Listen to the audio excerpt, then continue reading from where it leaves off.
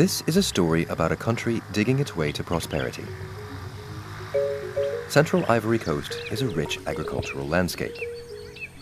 Life here revolves around crops. Most importantly, cocoa. Ivory Coast has the world's largest cocoa crop, and it starts in places like this, the village of Yoho, where John Koasayo is a cocoa farmer. Profit margins for cocoa are notoriously thin. Mr. Koasayo gets less than $10 for a sack like this. These days, Mr. Koasayo supplements his income by dealing in gold. For a long time, mining was seen as a dirty alternative to the wholesome traditional farming lifestyle. But that's changing. Ivory Coast is in the midst of a gold rush. The country boasts some of the richest gold mining potential in Africa. It's part of a broader mining boom across the African continent, propelled by high mineral prices and struggling crops. Hundreds of thousands of people are leaving agriculture behind to pursue a life in the mines. 5 minutes down the road from Mr. Koasayo's village, hidden in the bush, former farmers are operating a bustling, ad hoc mining enterprise. Mr. Koasayo makes cash as a middleman between the miners and foreign buyers. Word of profitable mining sites travels quickly, and before long, a few tunnels evolve into a self-sufficient mining camp like this. The work is dirty and dangerous, with open shafts just steps away from living quarters. About 500,000 people are thought to be involved in artisanal mining in the country, spread out across more than 150 sites like this.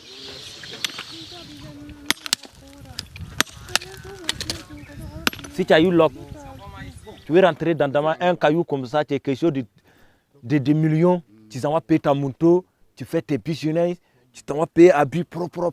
Mais tu veux faire 4 ans dans le cacao, tu n'as rien à voir. Manger là même, tu ne veux pas voir manger. It's not the first time that artisanal and small-scale mining has helped develop agricultural economies. In the 19th century, mining helped establish railroad and banking systems that transformed the economies of countries like America, Australia, and South Africa. But that shift can come with consequences.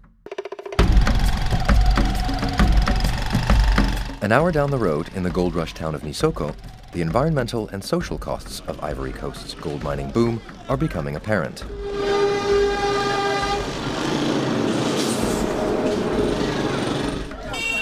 Here, petrol fumes mingle with rumors of a treasure there for the taking. A year ago, this was a tiny forest village. Now it's a boom town, several thousand strong. Oui, tout ici, ce sont des champs de cacao, de palmiers qui ont été détruits au profit de l'or.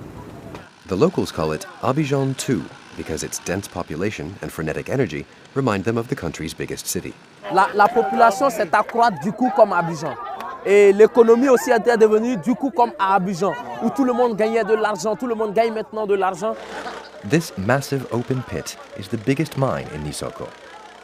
Hundreds of people work in tandem to dig out gold ore. Considering the giant scale of the pit, the final product seems meager. Voilà, il enlève un petit grain d'or. Toxic mercury is used to aggregate the gold. Voilà. Et vous voyez, ça ce sont des mercures.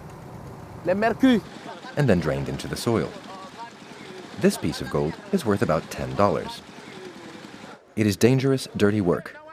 This pit is illegal, and heavily armed security guards patrol it. Shortly after arriving, our team was prevented from filming and briefly detained. The Ivorian government has since shut this site down. Local officials worry that because the mine operates under the radar and isn't taxed, the wealth generated here isn't being invested back into the community. Roger Tape is the chief of Gregbe, the closest sizable village. The way it's being done right now, no, we don't get any profit from it. Simply the miners get what they can get. The village itself does not get anything from gold mining. Mr. Tape thinks revenue from mines like this should go toward public projects like schools, roads, and hospitals. Our villages need a lot of things. Water, current water, we don't have it. They could also get electricity, for example. They could have schools built and hospitals also built. Then this would be profitable to the population. Back in Yoho, cocoa is still a way of life. Federal officials acknowledge that mining can be a vital tool to fight poverty in rural places like this. But they have been slow to establish a legitimate legal structure for it, leaving the door open to labor and environmental abuses.